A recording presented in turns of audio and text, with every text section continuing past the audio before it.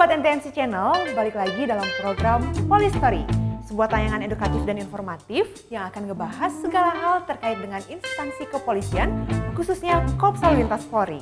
Kali ini bersama saya, Bribtu Hairunisa, yang akan berbagi pengetahuan seputar inovasi, kebijakan publik, dan banyak lagi yang berhubungan dengan fungsi dan tugas Korlantas Polri. Sobat Polistory, kalian yang sering menggunakan kendaraan untuk aktivitas sehari-hari udah pada tahu kan yang namanya tanda nomor kendaraan bermotor atau plat nomor? Yap, secara simpel lempengan plat besi dengan huruf dan angka di setiap kendaraan yang sering kalian lihat itu gunanya untuk memudahkan pendataan maupun registrasi setiap kendaraan loh. Nah terus, apalagi sih fungsi lain dari TNKB atau plat nomor itu sendiri? Dan bagaimana ya sejarah plat nomor di dunia hingga digunakan secara luas?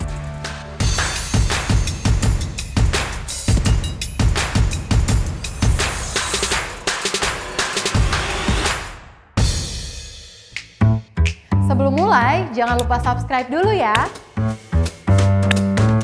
Sobat Polistory, dewasa ini, kendaraan baik motor maupun mobil sudah seakan menjadi kebutuhan dasar setiap orang. Kendaraan tidak lagi hanya sekedar menjadi alat guna membantu aktivitas manusia untuk berpindah dari suatu tempat ke tempat lain, namun lebih dari itu. Hampir segala lini membutuhkan kendaraan sebagai sarana penunjang utama keseharian setiap orang. Nah, penggunaan kendaraan pun semakin tersebar luas. Tidak hanya di kota saja, tapi setiap kawasan hingga ke pelosok daerah. Hampir semua warga menggunakan kendaraan dalam melakukan aktivitas sehari-hari. Semakin luas dan bertambahnya jumlah kendaraan yang digunakan, maka dibutuhkan semacam regulasi baik untuk penggunaan maupun pendataan kendaraan itu sendiri.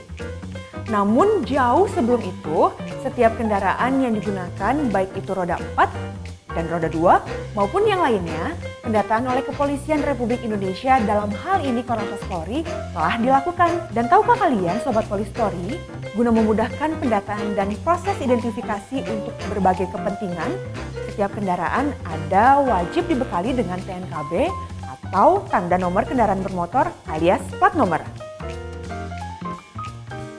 Hal itu sesuai dengan Undang-Undang Nomor 22 Tahun 2009 yang menyebutkan bahwa kendaraan bermotor yang dioperasikan di jalan wajib dilengkapi dengan surat tanda nomor kendaraan bermotor dan tanda nomor kendaraan bermotor. Tanda nomor kendaraan bermotor juga harus memenuhi syarat bentuk, ukuran, bahan, warna, dan cara pemasangan. Nah, sebelum kita mengulas lebih jauh tentang pengertian dan fungsi TNKB atau plat nomor, ada baiknya kalau kita mengulas sedikit kejadian di masa lalu. Nah, bukan ingat-ingat kenangan pahit manis sama mantan ya.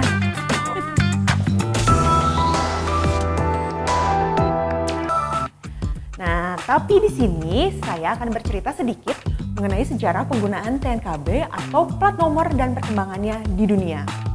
Hingga sampai akhirnya plat nomor bagi kendaraan digunakan di Indonesia. Plat nomor kendaraan atau TNKB ternyata memiliki keunikan historis tersendiri loh dalam penggunaannya. Pernah nggak sih terbayang di benak kalian Sobat Polistory sejarah pemakaian plat nomor? Atau siapa orang yang berperan di balik penggunaan plat nomor? Hingga bisa diaplikasikan hingga saat ini.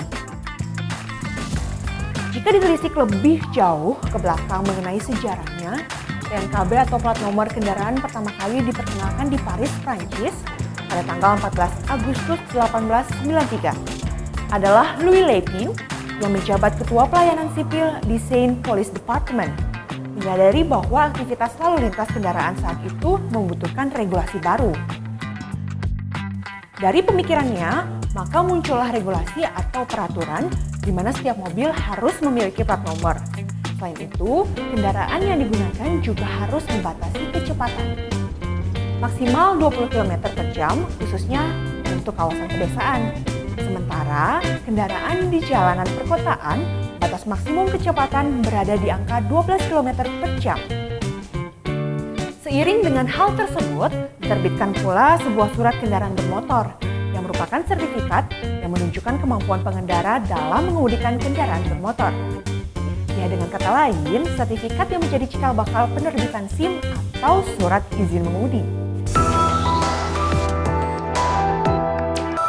Sobat Polistory, bermula dari Paris, setelah itu penggunaan plat nomor sebagai registrasi kendaraan mulai berkembang di berbagai negara. Di New York, Amerika Serikat, plat nomor dibuat sendiri oleh pemilik kendaraan.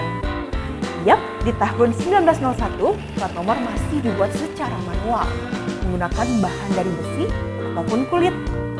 Uniknya nih Sobat Polistory, plat nomor yang dibuat bukan diorientasikan pada angka, namun lebih ditekankan pada nama pemilik kendaraan dengan inisial tertentu.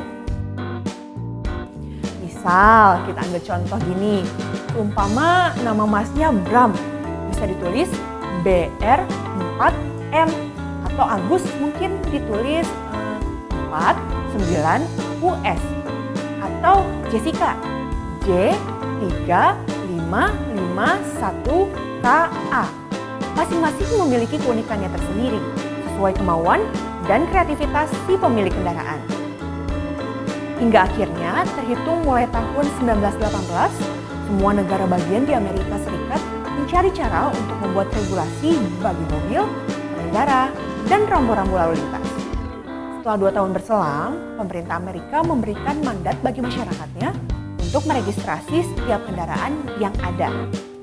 Menariknya nih Sobat Polistory, regulasi pendataan kendaraan masih dianggap baru, sehingga desain plat nomor berubah seiring waktu. Hingga sampai akhirnya ditemukan desain yang pas, meliputi nomor registrasi, kode negara, tanggal pembuatan, dan kadaluarsa dari registrasi plat nomor itu sendiri.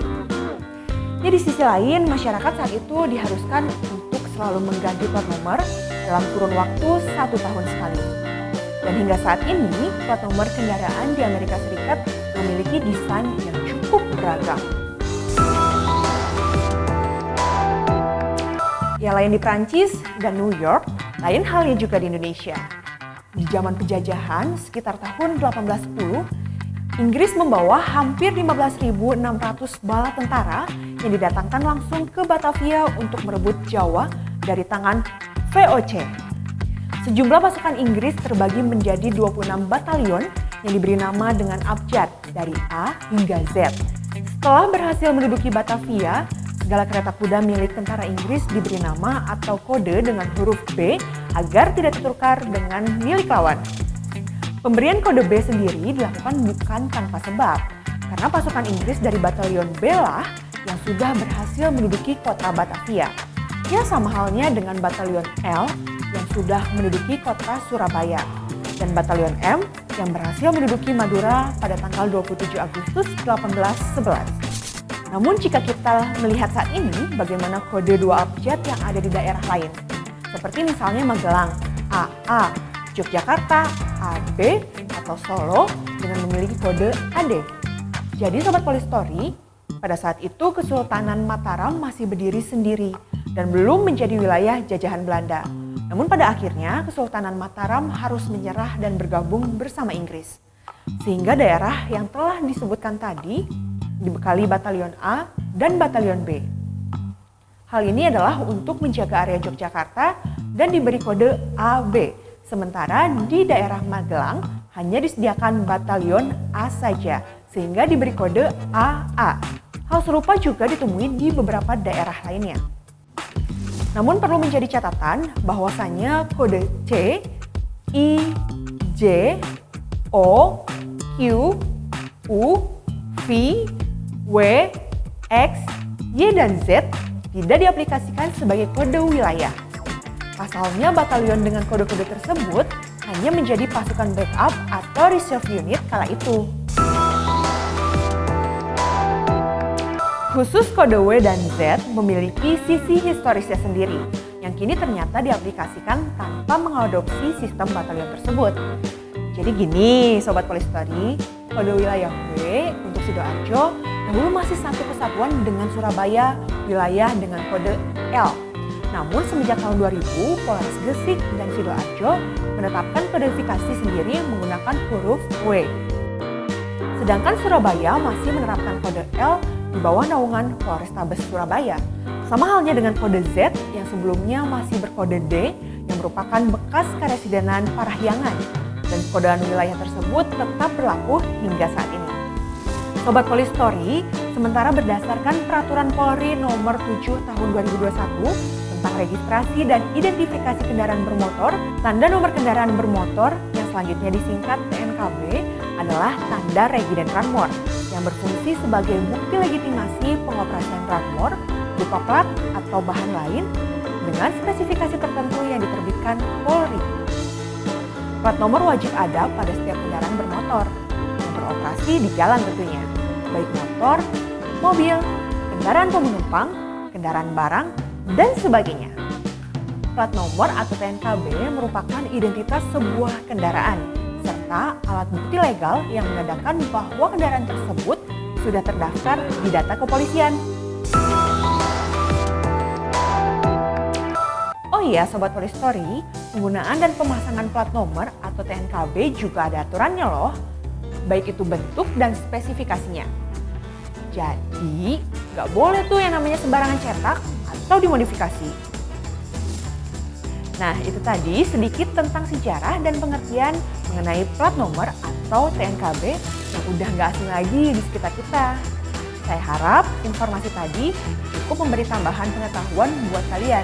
Jangan lupa untuk like, subscribe NTNC Channel agar kalian nggak ketinggalan informasi menarik dan up to date seputar instansi kepolisian dan Korlantas Polri.